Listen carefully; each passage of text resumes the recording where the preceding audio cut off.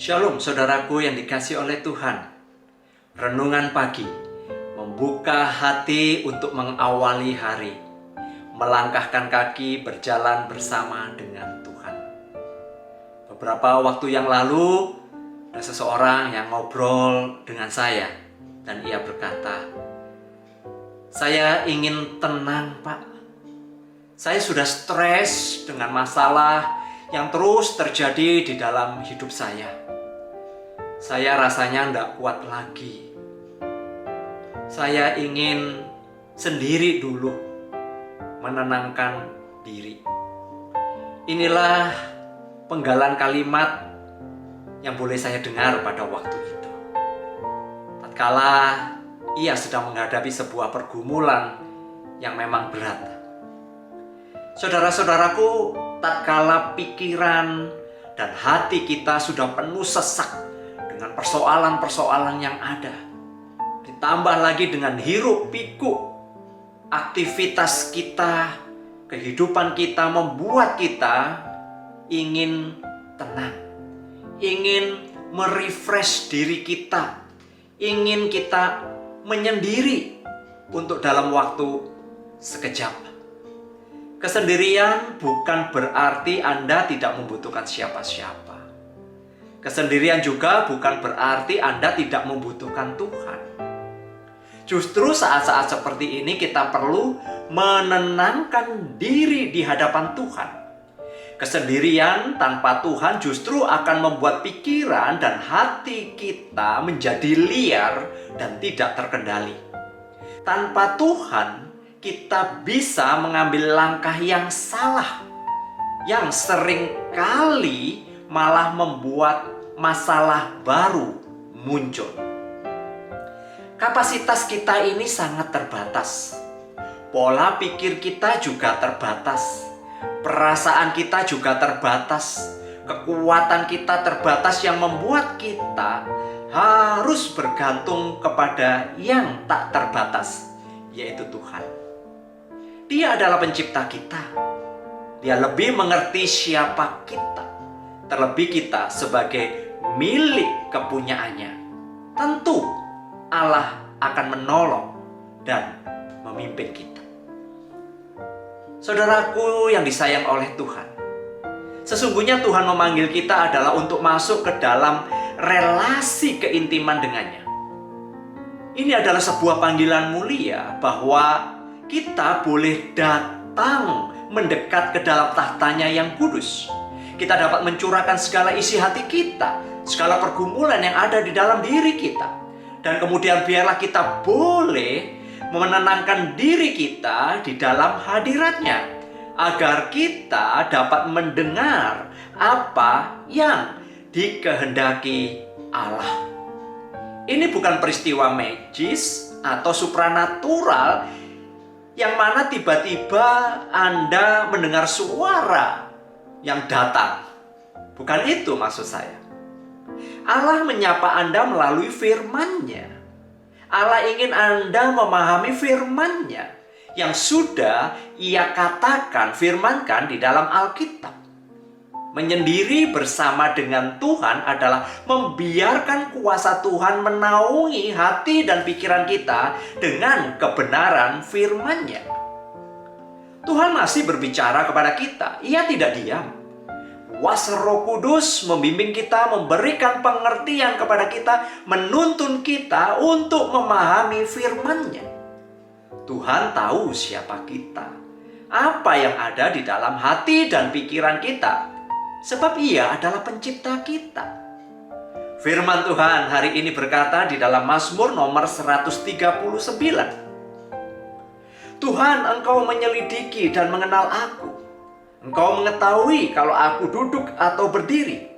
Engkau mengerti pikiranku dari jauh. Engkau memeriksa aku kalau aku berjalan dan berbaring. Segala jalanku Kau maklumi. Sebab sebelum lidahku mengeluarkan perkataan, sesungguhnya semuanya telah Kau ketahui ya Tuhan.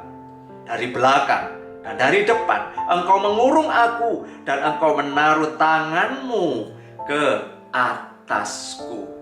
Mazmur 139 ayat 1 sampai dengan yang kelima. Mazmur ini mengajar kita bahwa Allah adalah Maha Tahu, Dia adalah Maha Kuasa atas segala ciptaannya. Terlebih kita yang diciptakan menurut rupa dan gambarnya. Ia adalah Allah yang hidup, yang mengetahui segala jalan pikiran kita, mengenal seluruh hati jiwa kita. Betapa bersyukurnya kita memiliki Allah yang hidup, Allah yang mengetahui segala yang ada pada diri kita. Tuhan yang Maha Tahu itu mengetahui apa yang selama ini kita andalkan, kepada siapa selama ini kita berharap. Tuhan juga tahu bahwa seringkali kita mengambil jalan yang salah, yang tidak sesuai dengan kehendaknya. Saat menyendiri adalah saat yang tepat untuk mengoreksi diri, saat yang tepat untuk memperbaiki diri, menenangkan diri untuk kembali memahami segala rencananya. Saat menyendiri adalah saat untuk membiarkan Allah mengoreksi dan mentransformasi kita. Saat yang tepat untuk kita menyelaraskan jalan hidup kita dengan rencana Allah. Saudaraku, saat kita mengerti dan memahami bahwa Allah itu Maha Kuasa, Ia adalah Maha Tahu, Maha Hadir, sesungguhnya memberikan rasa aman, rasa tenang, damai, sukacita di dalam kehidupan kita. Saya mengenal seseorang yang pernah mengalami persoalan yang datang bertubi-tubi di dalam hidupnya. Dalam pembicaraan itu ia berkata, "Secara manusia saya sudah putus asa. Ingin mati saja. Saya berpikir bahwa Tuhan itu tidak adil kepada saya. Namun saya menyadari bahwa saya hanyalah debu tanah. Saya hanyalah ciptaan yang terbatas. Sesungguhnya Tuhan adalah Tuhan yang berkuasa, kasih-Nya tak terbatas. Ia sangat mengasihi saya. Jika Ia sudah mati bagi saya, menyelamatkan saya, maka persoalan yang saya hadapi tidak ada artinya bila dibandingkan dengan Yesus yang sudah mati bagi dosa-dosa saya. Itulah yang menjadi kekuatan saya, Pak. Bukan saja untuk saya bangkit kembali, namun saya dikuatkan oleh kuasa Roh Kudus untuk terus berani melanjutkan perjalanan hidup saya selagi saya masih diberi kesempatan. Saudara, mari kita menenangkan diri di hadapan Tuhan pagi ini di dalam doa. Kiranya Roh Kudus boleh membimbing kita untuk mengerti rencananya atas hidup kita. Mari kita mulai berdoa, mengambil waktu teduh.